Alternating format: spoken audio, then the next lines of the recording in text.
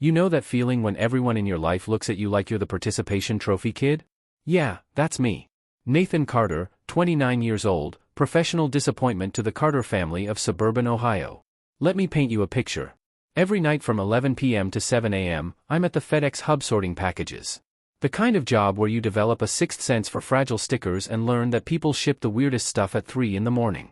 During the day, when normal people are sitting in offices pretending to look busy on spreadsheets, I'm driving around in my beat-up 2004 Ford Ranger fixing whatever breaks in a 30-mile radius. Leaky faucets, busted AC units, that weird noise your car makes only on Tuesdays. People say I've got golden hands.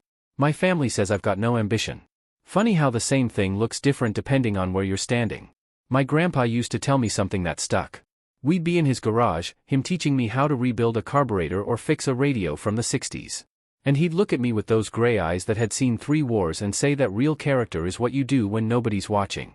Back then, I thought it was just one of those things old people say, like how bread used to cost a nickel or how kids these days don't know real music.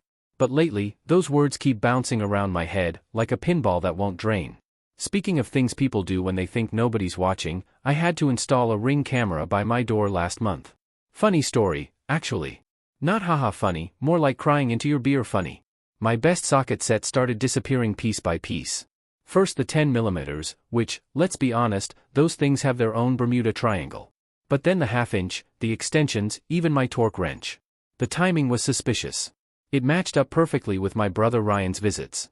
You know, Ryan, the family golden boy who sells houses to people who can't really afford them and wears suits that cost more than I make in a month. Ryan's 32, got his real estate license right out of college, and now he's got his face on bus benches all over town with that fake smile that says, "Trust me," while his eyes calculate your net worth. Our parents look at him like he's their retirement plan, walking around in Italian leather shoes. Me, I'm the backup plan, the one they call when the garbage disposal backs up or when they need someone to move furniture. Then there's Ashley. We've been together 3 years. Or at least that's what I tell myself. Lately, she's been having these career planning sessions with Ryan.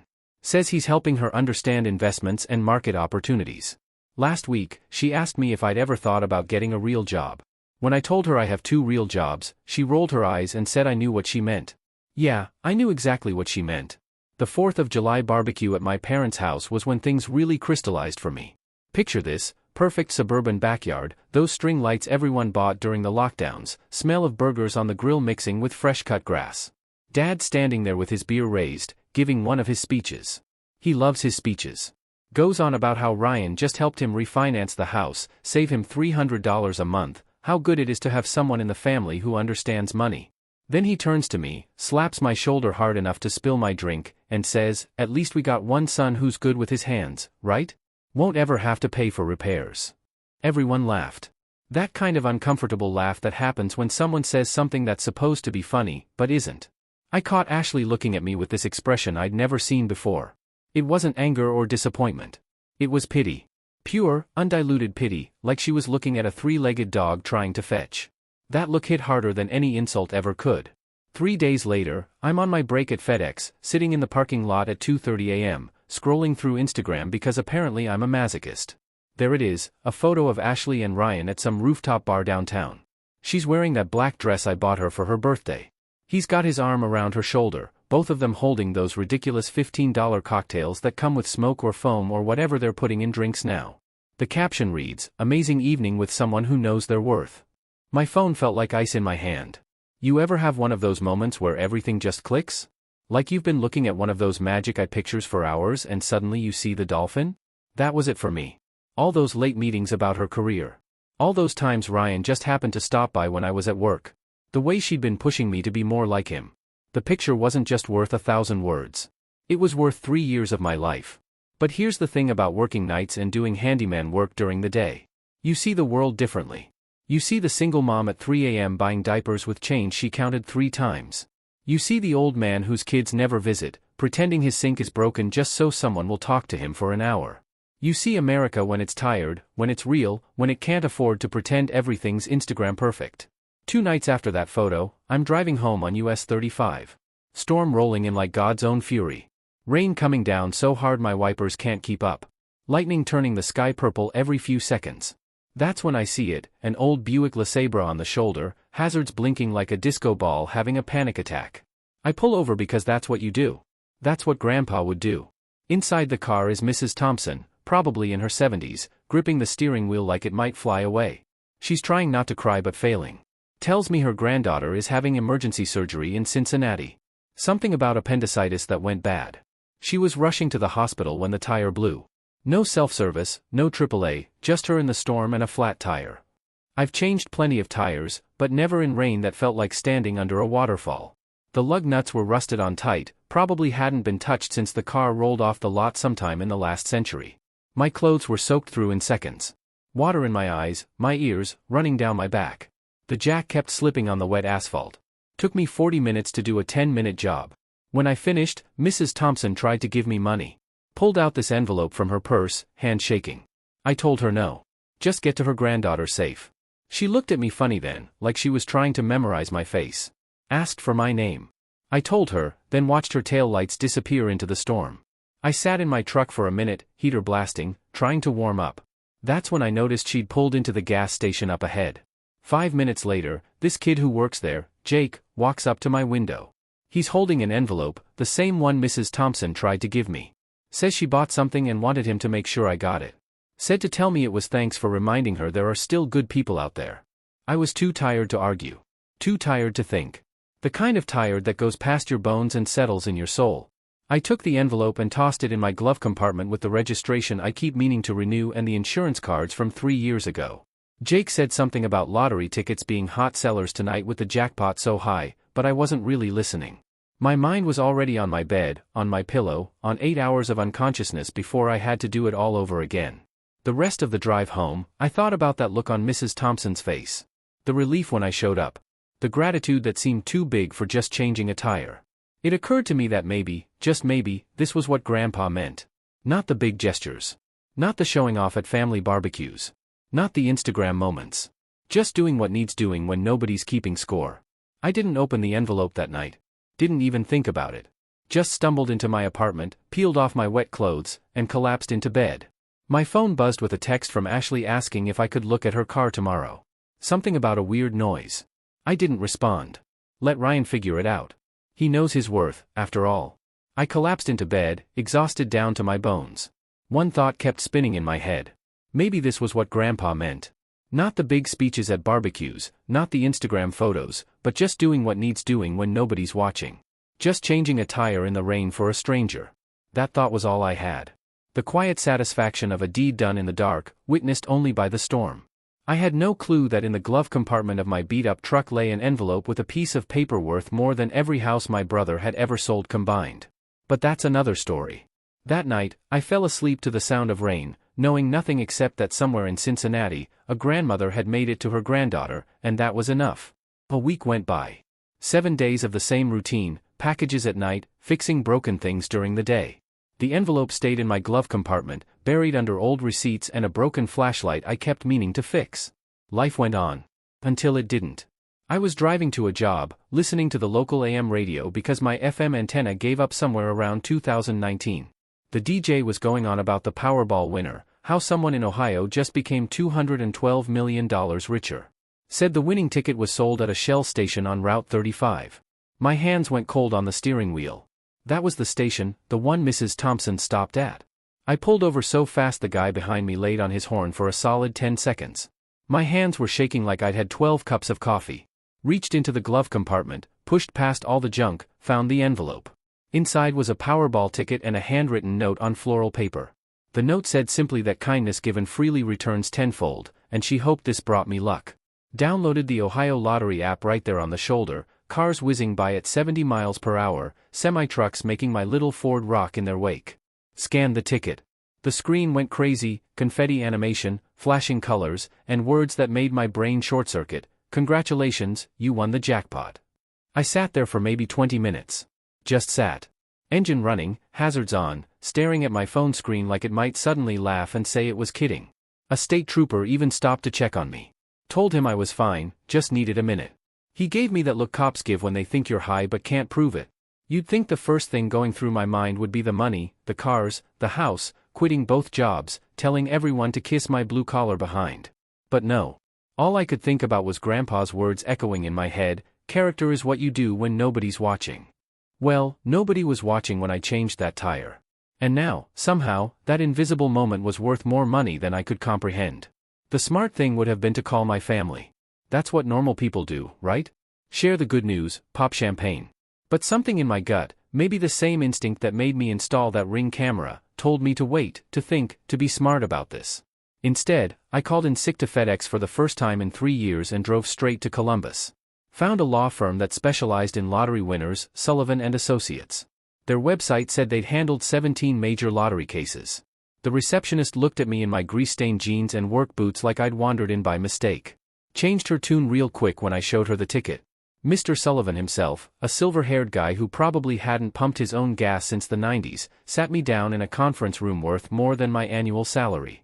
First thing he said wasn't congratulations. It was a question that hit like cold water. He asked me who knew about the win. When I said nobody, he actually smiled. Said I was already smarter than 90% of lottery winners. He laid out the plan like a military operation. First, sign the back of the ticket immediately. Done. Second, create an LLC and a trust, the Mill Creek Trust, named after the creek behind Grandpa's old house. This would claim the prize anonymously. Ohio allows that, thank God. Third, and this was the hard part, tell absolutely nobody until the money was secured and protected. The whole process would take about 3 weeks. 3 weeks of pretending everything was normal while sitting on a piece of paper worth more than the entire neighborhood I grew up in. Sullivan gave me a special safety deposit box at their partner bank. That ticket went in there like it was nuclear launch codes. The drive home was surreal. Every person I passed, every car, every building, I could buy them all. But I couldn't tell anyone. Couldn't even hint at it. I stopped at McDonald's for lunch and almost laughed when I checked my bank balance to make sure I had enough for a Big Mac meal. $432 to my name, and $212 million waiting in the wings. Telling my family I'd landed a big job was easier than expected. Said it was a 3-week commercial renovation in Dayton, had to stay on-site, wouldn't be around much. Mom barely looked up from her iPad. Dad grunted something about it being about time I got serious work. Ryan made some crack about hoping I didn't screw it up. Only Ashley seemed suspicious, kept asking for details about the contractor, the location, the pay.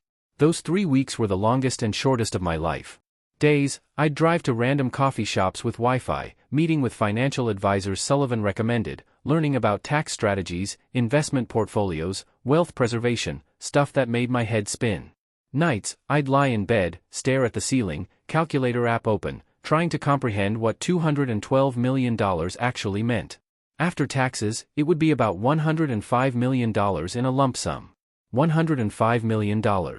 I calculated I could live on the interest alone, $3 million a year if invested conservatively. $3 million a year without touching the principal. I made $38,000 last year working 2 jobs. The isolation was the hardest part. Couldn't talk to anyone about the earthquake happening in my life. Couldn't share the excitement, the fear, the absolute insanity of it all. Started talking to myself in the truck just to process it out loud. Probably looked like a crazy person at red lights, having full conversations with nobody. Week 2, things got weird at home. Ashley started showing up more often, acting sweet like she did when we first met, bringing me coffee, offering to do my laundry, asking about my day. Ryan suddenly wanted to grab beers, brother to brother. Hadn't done that since high school. Even my parents invited me to dinner twice. The attention felt wrong, like when a cat's too friendly and you know it wants something. Then came the night everything clicked. It was a Tuesday, about 9 p.m. Ashley showed up at my apartment unannounced. Said she left her phone charger in my bedroom last week, needed it urgently. I let her in because, despite everything, I'm not the type to be petty about a charger. She went to the bedroom while I was in the living room, still on a call with Sullivan about some final paperwork details. The call was important. We were discussing the final steps for claiming the prize anonymously. I remember saying the exact words clearly because Sullivan had me repeat them to confirm I understood. I said, yes, I understand the trust will completely protect my anonymity. And no, I haven't told anyone about the windfall. That's when I heard the bedroom door close. Soft, like someone trying not to make noise. When I finished the call and went to check, Ashley was gone. No goodbye, no thanks for the charger, nothing. Her car was already pulling out of the parking lot. At the time, I figured she was just being weird about her situation. Maybe heard me on a business call and felt awkward. I should have known better. Should have remembered that Ashley never did anything without a reason. 2 days later, Thursday evening, I found out exactly what that reason was. Came home from another meeting with the financial advisors to find my entire family in my living room. They'd used the spare key I'd given my mom for emergencies. Ryan in his suit, even though it was past 7. Parents on my couch, looking serious. Ashley in the corner, not quite meeting my eyes. Mom started with the concerned parent routine, said they were worried about me, that I'd been acting strange, distant. Dad chimed in about how family needs to stick together, support each other. But it was Ryan who cut to the chase. He had this look, like a shark that just smelled blood. Started talking about how if I came into some money, I needed help managing it. Said I didn't have the experience, the education, the sophistication to handle a windfall. That word, windfall, the exact word I'd used on the phone with Sullivan. The pieces fell into place like dominoes. Ashley heard the call. She told Ryan. Ryan had rallied the troops. They didn't know how much, but they knew something was up. Ryan pulled out a folder, thick papers, legal documents, power of attorney forms, financial management agreements, all prepared, all with signature lines highlighted in yellow. He pushed them across my coffee table like he was closing just another real estate deal. Told me it was for my own good, that lottery winners always blow their money, that I needed family to protect me from myself. The worst part? They all nodded along. My own parents, the people who raised me, teaching me right from wrong, sat there nodding while their older son tried to con their younger one. Ashley finally looked at me then, and there was something in her eyes, not guilt, anticipation, like she was waiting to see if I'd roll over like I always had. I picked up the papers. Read them slowly, deliberately. Full financial power of attorney to Ryan. Joint ownership of all assets over $10,000. Irrevocable trust with Ryan as the sole trustee. It was a complete takeover disguised as help. Legal theft wrapped in family concern. The room was so quiet you could hear the neighbor's TV through the walls. They all watched me, waiting for good old Nathan to cave, to admit he needed help, to hand over whatever he'd stumbled into because he couldn't possibly handle it himself. The same Nathan who'd fixed their cars, their houses, their problems for years without asking for anything in return. I stood up slowly, set the papers back on the table, looked at each of them in turn. My mother, who hadn't missed a single one of Ryan's football games but couldn't remember what I did for a living.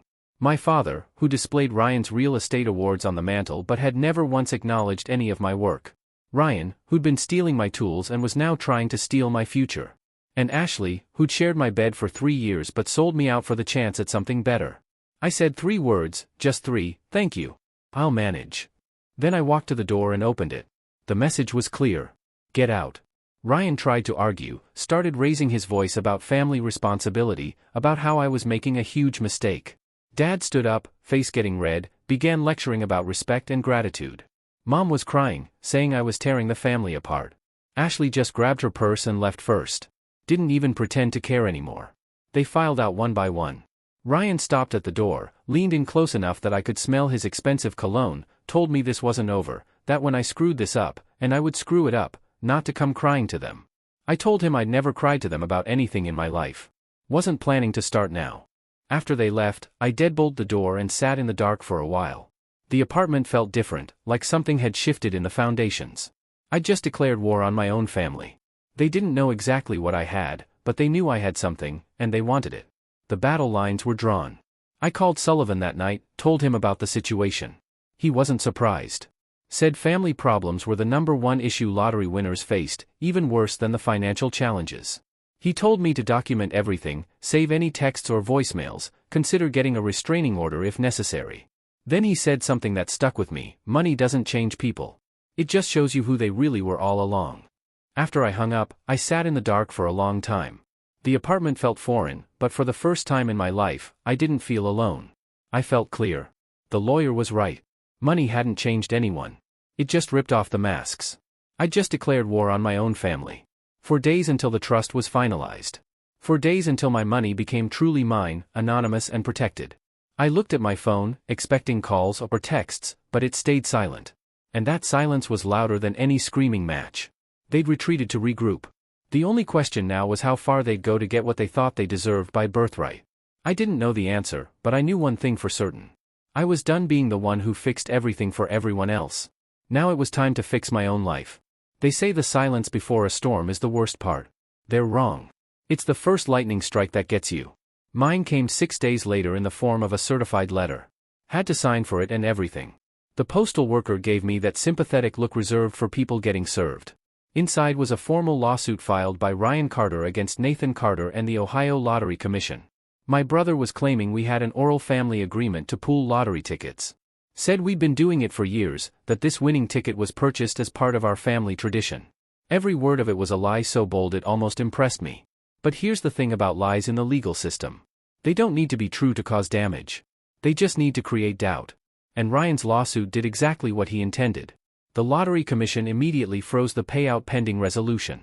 My $212 million went from waiting in the wings to locked in a vault somewhere with lawyers arguing over who had the keys. Sullivan called me within an hour of receiving his copy.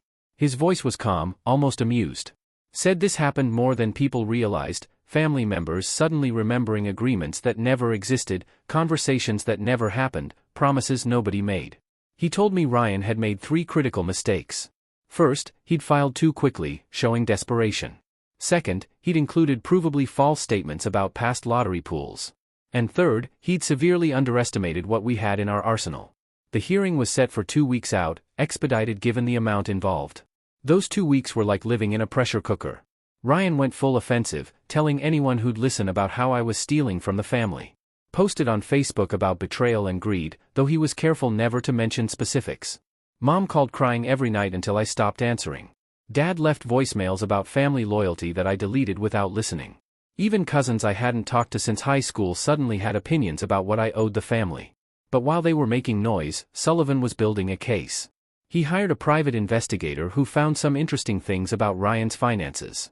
Turns out Mr. Successful real estate agent was drowning in debt, 3 mortgages, 2 car loans, and credit cards maxed to the tune of $80,000. His lifestyle was a house of cards, and he needed my windfall to keep it from collapsing. The day of the hearing, I walked into that courtroom in my only suit, the one I bought for Grandpa's funeral 5 years ago. Ryan showed up in what looked like $1,000 of tailored confidence, Ashley on his arm like an accessory. My parents sat behind him.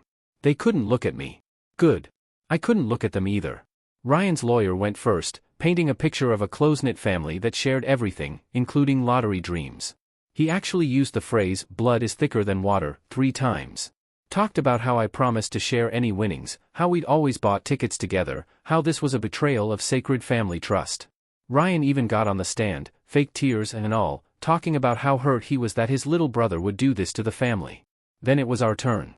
Sullivan stood up slowly, straightened his tie, and said 9 words that set the tone for everything that followed: "The defense will rely entirely on evidence, not emotions."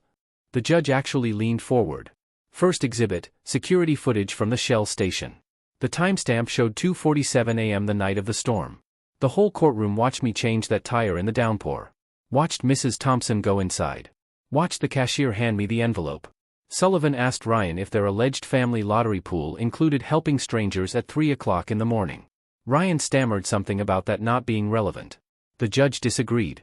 Next up was Jake, the cashier. Kid was nervous, kept tugging at his collar, but his testimony was solid gold. He confirmed Mrs. Thompson bought the ticket specifically as a thank you gift. She'd asked him which numbers were lucky, and he'd suggested a quick pick. She'd said it was for the kind young man who'd helped her. When Sullivan asked if she'd mentioned anything about a family lottery pool, Jake actually laughed. Said she called me an angel sent by God, not a member of a lottery syndicate. But the knockout punch was Mrs. Thompson herself. Nobody expected her to show up. She was 83 years old, had driven 2 hours with her granddaughter to be there. Walked in with a cane, but her head held high. When she took the stand, the entire courtroom went silent. You could have heard a penny drop. She spoke for exactly 12 minutes. Told the story of that night, how scared she'd been, how I'd appeared like an answer to a prayer, how I'd refused her money, refused even a thank you, just told her to get to her granddaughter safely. Then she looked directly at Ryan and said something I'll never forget: "In my 83 years, I've seen a lot of greed dressed up as love, but this is the first time I've seen someone try to sue over a thank you card." Because that's what the lottery ticket was, a thank you card that happened to be worth $212 million. The judge asked Ryan's lawyer if he had any questions for Mrs. Thompson. The man actually stood up, then sat back down. What was he going to do? Attack an elderly woman who had given away a fortune out of gratitude? Sullivan could have stopped there. Should have, probably. We'd already won. But he had one more card to play, and it was an ace. He asked the judge for permission to submit one final piece of evidence, security footage from my apartment complex, specifically from my Ring doorbell camera. The date stamp was from the night of the family intervention. The footage was crystal clear. There was Ryan and Ashley, 40 minutes after they'd left, coming back with Ryan's spare key, the one I'd given him years ago for emergencies. The camera caught everything, them searching through my mail, my drawers, my closet. Ryan actually held up my bank statement to the light like he was checking for hidden numbers.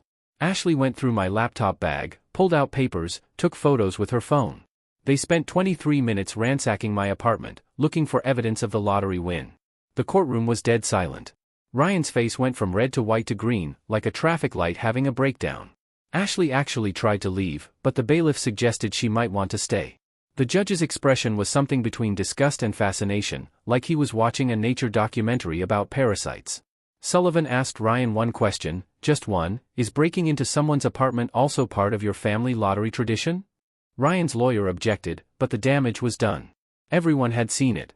The Golden Boy real estate agent was just a common burglar in an expensive suit. The judge's ruling came swift and harsh. Not only did he dismiss Ryan's claim as entirely without merit, he called it a frivolous lawsuit designed to extort money through familial emotional manipulation.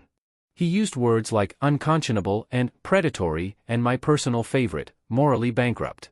Then he did something I didn't expect. He referred the matter to the district attorney for potential criminal charges regarding the breaking and entering, attempted fraud, and conspiracy to commit theft. The gavel came down like thunder. Case dismissed with prejudice, meaning Ryan could never file this claim again. The Lottery Commission was ordered to release the funds immediately. I'd won. But sitting there, watching my family file out without a word, without even a glance back, I didn't feel like a winner. I felt like an orphan with a really large bank account. Ryan got 6 months in county jail and 3 years probation. The local newspaper had a field day with it. Real estate agent's fortune hunt lands him behind bars. His real estate license was suspended. His company folded, and he had to sell everything to cover legal fees. Last I heard, he was working at a car rental place near the airport. Ashley got 18 months probation and 200 hours of community service. The judge called her a willing accomplice in a scheme to defraud. She moved back in with her parents in Indiana. Never tried to contact me again. After taxes and taking the lump sum, I had $105 million. First thing I did was buy Mrs. Thompson a house. Nothing crazy, just a nice 3-bedroom ranch closer to her granddaughter. She cried when I gave her the keys, said I didn't need to do that. I told her she'd given me more than money. She'd given me clarity about who deserved to be in my life. My parents tried reaching out after Ryan went to jail. Mom sent a letter saying they'd been manipulated, that Ryan had convinced them I was in trouble. Dad left a voicemail about how blood is blood and we needed to move past this. My sister Lauren, who'd stayed neutral through the whole thing, called asking if I could help with Mom's medical bills. I told her to send me the invoices directly from the hospital. I'd pay them, but there would be no cash changing hands, no personal meetings, everything through lawyers and accountants. Those were my new boundaries, tall and thick as prison walls. I kept working for about a month, still showing up to FedEx, still fixing things around town. Not because I needed the money, but because I needed the normal. Needed to remember who I was before the numbers changed. But eventually, I had to accept that chapter was over. Can't sort packages and fix toilets when you're managing $100 million. So, I started something new. Created the Thompson Gratitude Fund, a foundation that finds and rewards acts of kindness caught on camera. Not the viral stuff everyone's already seen, but the quiet moments. The person who returns a wallet with cash intact.